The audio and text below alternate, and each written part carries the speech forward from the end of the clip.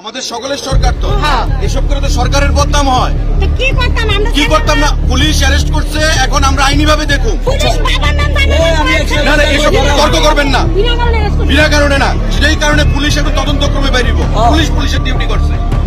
দেশে তো আইন কানুন ব্যবস্থাও তো একটা আছে, সরকারটা তো প্রত্যেকের, সরকারটা তো বাজাইতে হইব। মুখ্যমন্ত্রী প্রশাসন কালিমা লিপ্ত করা যেত না। হাজার হাজার গাড়ি আটকে গেছে, স্কুল স্টুডেন্ট, পেশেন্ট, কর্মচারী, তারা অফিসে যাইতে পারতেছে। কোনো কথা না দিদি, আমি কইতেছি এটা এখানে আমি আইছি, আপনার রাস্তা রাখতে হইব। এসপি আইছে, কোনো বিশৃঙ্খলা যেন না হয়। আন্দোলন করছেন, আপনারা তো বিরোধী দল করেন না, তাইলে বিরোধী দলের আন্দোলন এমন হয়। ধর্ম, বর্ণ সমস্ত কিছু ব্যস্ত আমাদের শুনেন, যেটা হয়েছে আইনিভাবে আমরা পুলিশের কাজ আমরা এখন বাকিটা দেব, তার যাতে কোনো অসুবিধা না হয়। আমি নাট মন্দির করে দেবো। আমি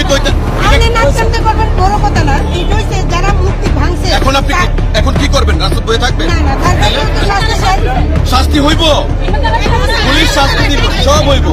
দেখেন আপনাদের এই বাসাইতে, আপনাদের আরে দিদি কথা শুনেন না, আপনাদের এই বাসাইতে সেদিন রাত্রে আমিও তো করতাম,